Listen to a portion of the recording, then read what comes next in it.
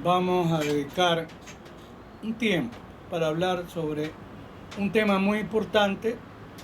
Tiene que ver con los llamados Pandora Papers, paraísos fiscales y la investigación que se sigue contra el presidente Guillermo Lasso. Para ir en orden, no es un tema nuevo para mí. Conforme lo dije cuando fui invitado por la Asamblea de Ecuador, como antecedentes para 1994 se publica uno de mis libros referido al tema de cárcel y drogas, y allí hacía ya una observación al tema de paraísos fiscales por los trabajos de un periodista investigador colombiano, Fabio Castillo, cuyas publicaciones se apreciaba. Recuerdo uno de los libros, Los jinetes de la cocaína, otro, La Coca Nostra, y se apreciaba que los grandes carteles colombianos llevaban el recurso ilícito que provenía del tráfico de drogas ilegales a paraísos fiscales. Para el año 2020 hay otras publicaciones mías, una referidas al tema lavado de activos. Había ya el avance de la delincuencia organizada y la recurrencia también a los paraísos fiscales. Surge una inquietud, bueno, esta calificación de paraísos es porque allí hay menores cargas impositivas. ¿Por qué razón se va a un paraíso fiscal? O a mantener cuentas offshore, o sea, fuera de frontera. Hay por lo menos tres razones. La primera, porque quien tiene bastantes recursos no confía en su país. Piensa que algún día puede haber algún gobierno autoritario, los hay en la región incluso, y pretende poner sus bienes a buen recaudo. Otra razón es porque justamente en los paraísos fiscales va a pagar menos impuestos. Es una manera también de ocultar sus bienes, a veces frente a la propia familia, o tiene hijos fuera de matrimonio, o tiene más de un compromiso de afecto, etc. Y de esa manera, en los paraísos fiscales, puede mantener los bienes a buen recaudo.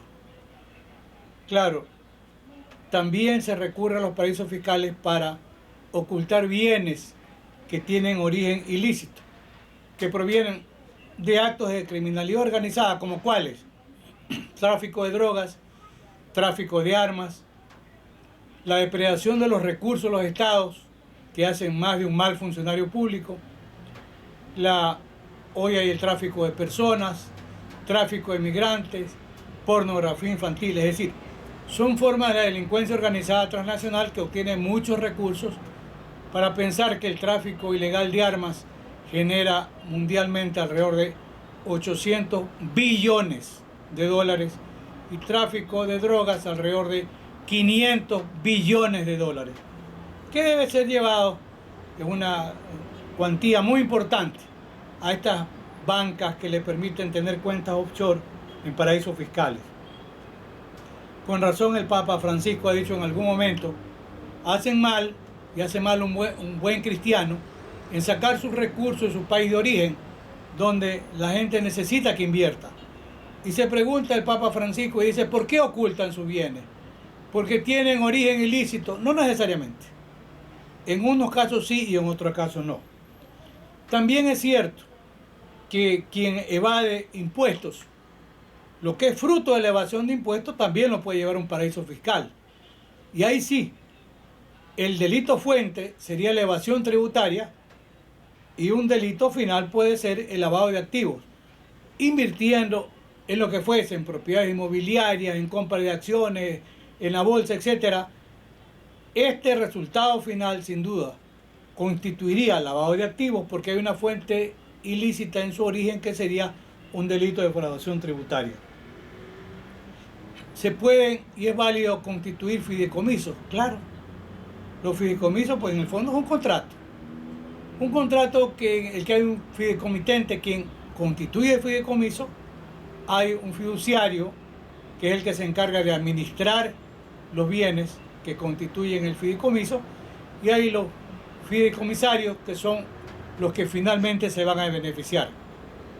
Frente a la investigación que en Ecuador se abrió, y a propósito del escándalo que motivó el tema de los papeles de Pandora, que yo diría que son un segundo tiempo después de los del escándalo de los papeles de Panamá o Panama Papers del año 2016, que como se sabe es el fruto de investigación de un grupo muy importante de periodistas que trabajan en Europa, trabajan en América, etcétera, y que han dado esta suerte de clarinada sobre estas grandes inversiones en paraísos fiscales. Como consecuencia del último escándalo, pues aparecen involucrados 3 presidentes en funciones, porque además hay expresidentes como César Gaviria, como Misael Pastrana, etcétera, pero ahora se involucran a presidentes en funciones, incluyendo al presidente de nuestro país, en el caso del presidente Piñera de Chile. Ya la Fiscalía incluso inició una investigación por los delitos que se le imputan. En Ecuador dijo en principio el presidente Guillermo Lasso que él iba a ir a la asamblea y que su familia iba a ir. Hoy dio marcha atrás. ¿Por qué razones? Habría que preguntarle las razones por las cuales decidió no ir, porque además queda un tema que es inquietante. Debería explicar cuál fue la decisión de sacar sus recursos del país, y si es hoy el presidente, ¿por qué no trae sus recursos? Porque fueron generados en el Ecuador, ¿verdad? Claro.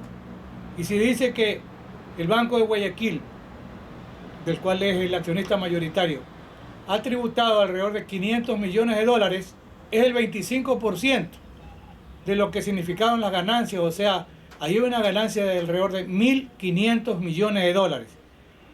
No desea traer sus recursos al Ecuador, lo cual me parece que en el fondo es una mala imagen cuando se está hablando de decirle a los inversionistas extranjeros: traigan sus recursos a Ecuador a invertir.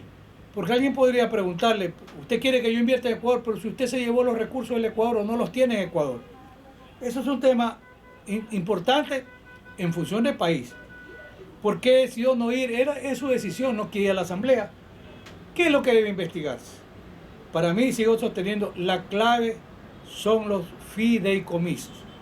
Porque allí se va a saber, se sabe que los constituyó, sí. Allí se va a saber con qué bienes se constituyeron los fideicomisos, a dónde estaban los bienes con los que se constituyó.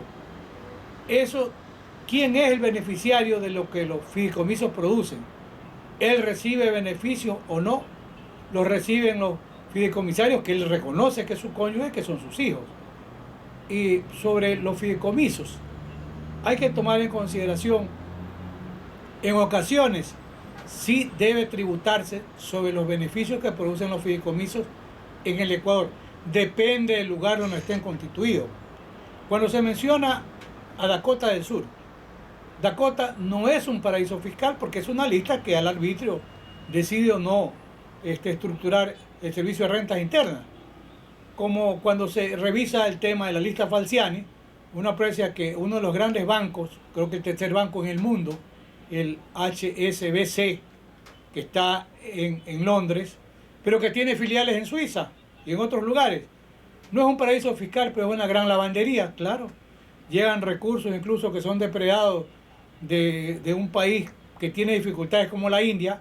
Los ricos llevan sus recursos al Reino Unido y hay los abogados que se dedican a este tema abren las cuentas y permiten lavar o blanquear dinero que tiene un origen ilícito. Como alguna vez he conversado con el profesor Zaffaroni, grandes lavanderías, Japón y Alemania, aunque no están en paraísos, no son paraísos fiscales, pero sí son grandes lavanderías, de manera que, bueno, hay el beneficio de ir a Dakota del Sur. Si paga allí los tributos, el fideicomiso, ya no tendría que pagarlos en Ecuador, pero sí tiene que declararlos en la declaración anual que se hace a la SRI. En el caso de Panamá, Panamá es paraíso fiscal. Si ahí hay un banco que está a través de un fideicomiso maquillado, pero existe el banco genera o no genera ganancias. Si la genera, también tiene que tributarse en el Ecuador. Y además, tiene que, no solo que tributarse, tiene que declararse en el Ecuador. Que ese es un tema importante. Por eso aquí es necesario que se le pida al presidente copia de los fideicomisos. Me imagino que no tendrá interés en ocultarlos. Allí se tendrá la fuente real de información, quiénes son los beneficiarios, y él sigue o no manteniendo dominio o propiedad de los bienes con los que se constituyó el fideicomiso. Depende. Porque si él sigue manteniendo la sociedad conyugal, significa que él sigue siendo el dueño del 50% de los bienes que aportó el fideicomiso, ¿verdad? Así es simple y sencillo. Pero eso lo podremos saber cuando se conozcan los fideicomisos. Y el SRI tiene la base de datos mejor estructurada, como yo he dicho y reitero, tiene una base de datos impresionante, recibe información que le hacen conocer de las inversiones que tienen ciudadanos ecuatorianos en 155 países, incluyendo paraísos fiscales. Entonces, el SRI tiene las declaraciones de impuestos a la renta del año 2018 hasta el año 2021. Y se puede saber si hubo incremento patrimonial, si hubo en un momento dado un decrecimiento patrimonial y encontrar las razones explicativas por las cuales se pueda aceptar que efectivamente disminuyó el patrimonio o aumentó el patrimonio.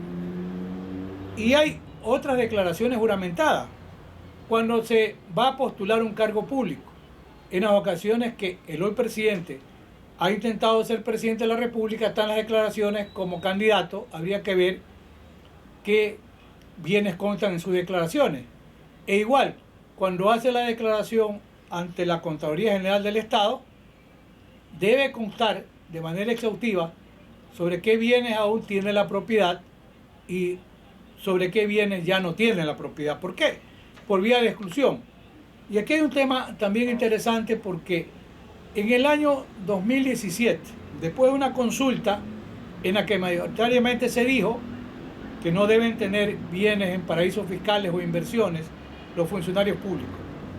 Luego de eso se dicta una ley orgánica en el año 2017, pero tiene que ser leída muy bien, porque la ley orgánica, ¿qué es lo que determina? Está el artículo 4, que es interesante, que se debe entender incluso por propiedad indirecta, etc. Pero lo más importante de todo, o de los aspectos muy positivos que tiene esa ley orgánica, es que se establece que si un funcionario público al tiempo de dictarse la ley orgánica tiene bienes en paraísos fiscales, esos bienes tiene que deshacerse de los bienes, ¿verdad?